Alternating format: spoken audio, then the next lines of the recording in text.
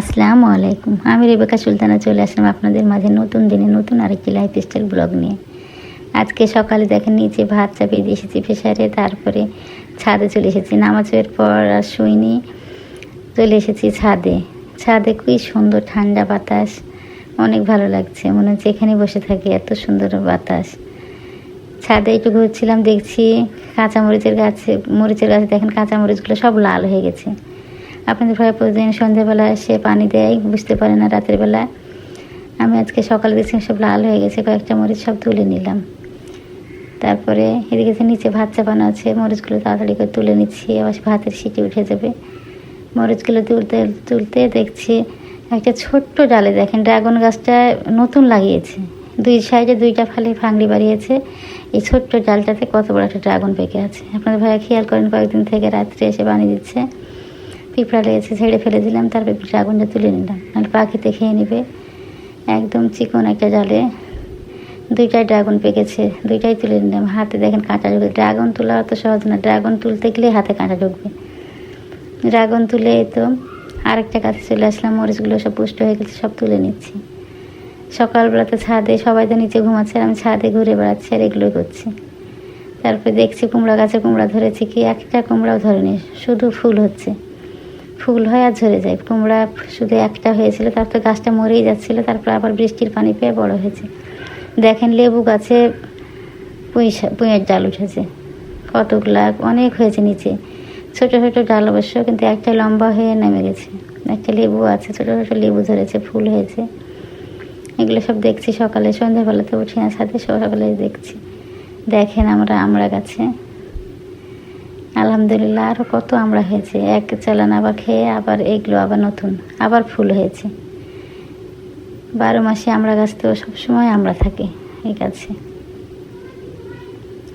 এই তো আমরাগুলো দেখে তারপরে নিচে যাব, সিটে উঠে যাবে ভাতে। যেন আমার মেহেদি গাছ দেখেন ছোট্ট একটা টবে লাগিয়েছি, মেহেদি গাছটা মাশাআল্লাহ অনেক সুন্দর হয়েছে, বৃষ্টির পানি পেয়ে সুন্দর পাতা গজিয়েছে। এটা মেহেদির গাছটা অনেক সুন্দর হয়েছে। তারপরে চলে আসলাম লাউয়ের গাছে, দেখেন লাউয়ের গাছটা মরেই গেছিল, বৃষ্টির পানি পেয়ে আবার দেখেন কয়েকটা ফাংড়ি ছেড়েছে, একটা আবার লাউও ধরেছে।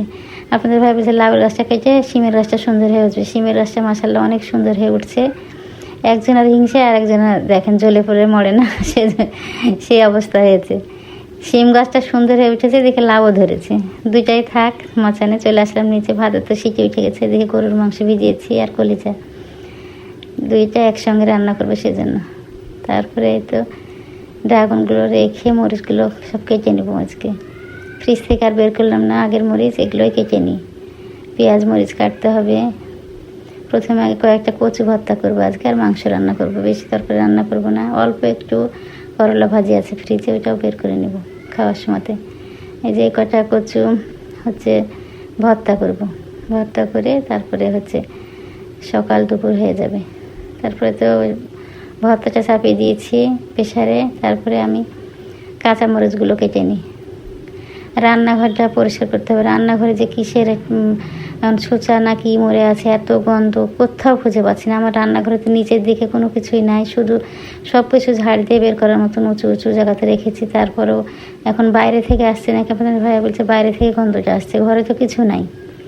তারপরে শুক্রবার হলে দেখবো, কারণ একাই তো ওগুলো টানা সম্ভব না। তো পেঁয়াজ মরিচ আলু সব কাটা হয়ে গেছে, আলুগুলো মাংস দেবো সেজন্য। ভর্তা তো হয়ে গেছে, ভর্তাটা নামিয়ে ছুলে নিব।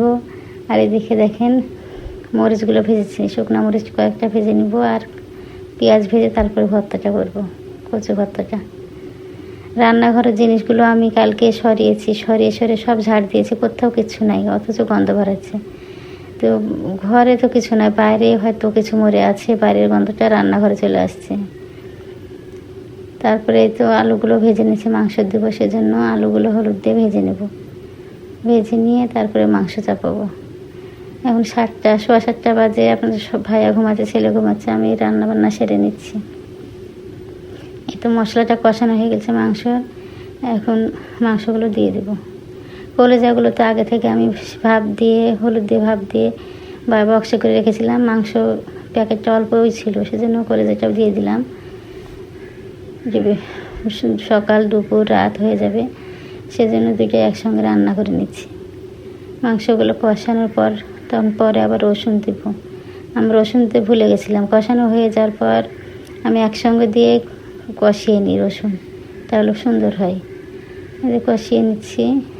এবার কয়েকটা আমি রসুন দিয়ে দেবো। রসুন দিতে ভুলে যে গরুর মাংস রসুন না দিলে আমার ভালোই লাগে না। কয়েকটা রসুন দিয়ে দিলাম। দিয়ে তারপরে পানি একদম শুকিয়ে আসলে যখন তেল ছেড়ে আসবে মাংস, তারপরে অল্প পানি দিয়ে আমি রান্নাটা করে নিব। আজ একটু পাতলা ঝোল করব, কারণ রুটি দিয়ে খাবে রাত্রে। এই যে রান্নাটা হয়ে গেছে আমার ভিডিও যদি আপনাদের এতটুকু ভালো লাগে, প্লিজ লাইক কমেন্ট সাবস্ক্রাইব করে দিবেন। আর যদি ফেসবুক পেজ থেকে দেখে থাকেন, শেয়ার করে দিয়ে আমার সঙ্গেই থেকে যেতে পারেন। আর যারা অলরেডি এই কাজটা করেন তাদেরকে অসংখ্য অসংখ্য ধন্যবাদ। এই যে মাংসটা রান্না হয়ে গেছে। আসসালামু আলাইকুম।